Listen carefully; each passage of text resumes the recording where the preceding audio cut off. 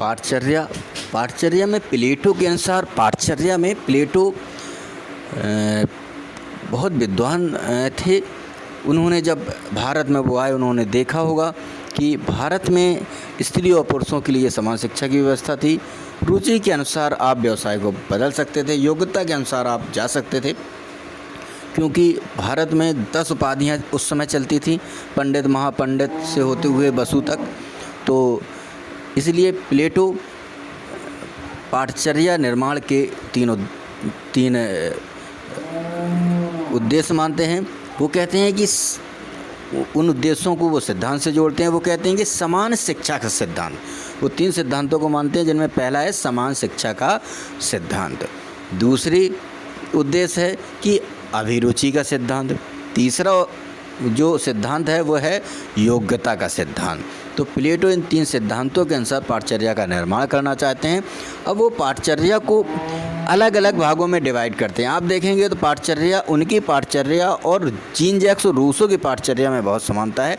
उससे ये पता चलता है कि जीन जैक्स रूसो ने प्लेटो को पढ़ा होगा।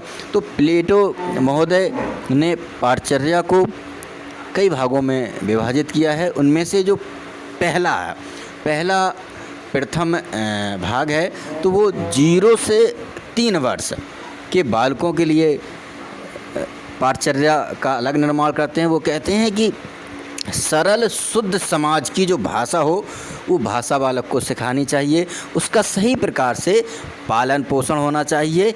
यह कार्य 0 से 3 वर्ष की अवस्था के दौरान। वो कहते हैं कि उसके बाद दूसरी अवस्था में 3 से 6 वर्ष के लिए वो पाठचर्या रखना चाहते हैं।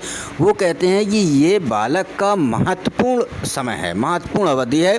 बालक को दैवी कहानियाँ सुनाई जानी चाहिए और बालक में शिवम की भावना उत्पन्न हो।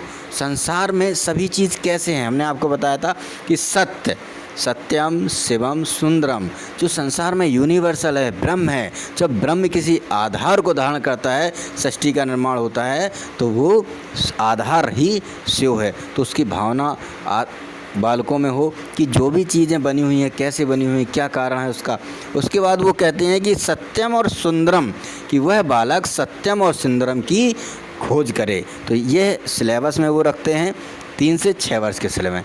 तीसरी स्टेज 6 से 13 वर्ष की है।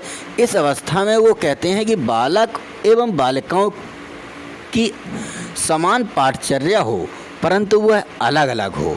वो बालक और बालिकाओं को गांधी जी की तरह अलग अलग रखना चाहते हैं। वह कहते हैं कि बालक एवं बालिकाओं की जो अनियमित क्रियाएं हैं, उन पर नियंत्रण रखना चाहिए, जिससे बालक बिगड़ ना जाएं या डाइवर्ट ना हो जाए। वह कहते हैं कि खेल कूद, संगीत, कला, नृत्य, भाषा, साहित्य, धर्म, गणित की शिक्षा इस समय देनी चाहिए और शुरू से ही, प्रारंभ से ही संगीत व नृत्य की शिक्षा देनी चाहिए। इससे संवेगों का विकास होता है, ऐसा प्लेटो मानते हैं। इसके बाद प्लेटो कहते हैं कि 13 से 16 वर्ष की जो अवस्था है, उस अवस्था में कठिन विषय, बालक को कठिन विषय के अध्ययन हेतु प्रेरित करना चाहिए। इसके बाद संगीत, धार्मिक गीत, गणित और मापन को वो सिलेबस में शामिल करते हैं।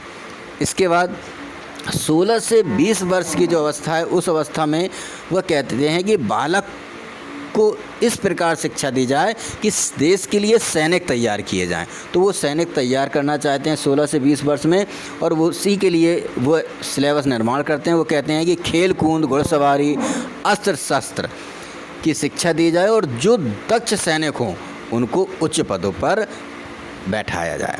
अब 20 से 30 वर्ष की अवस्था में वो कहते हैं कि इस अवस्था में नागरिक शिक्षा पूर्ण हो जाती है।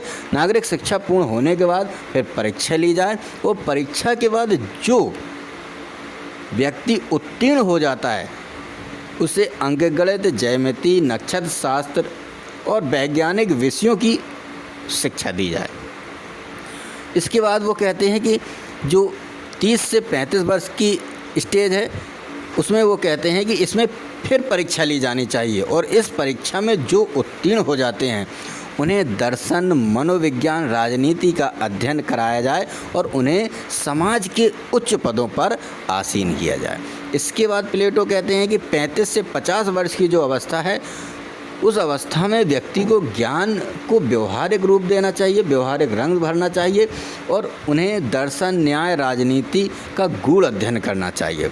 50 से मृत्यु तक का जो समय है उसमें वह कहते हैं कि सत्ता से जो पदों पर लोग हैं उनकी मुक्ति हो जानी चाहिए और उन्हें आत्मज्ञान की प्लेटो सलाह देते हैं। वो कहते हैं तर्क और आध्यात्म के माध्यम से आत्मज्ञान करें, सत्यम शिवम सुंदरम की प्राप्ति करें।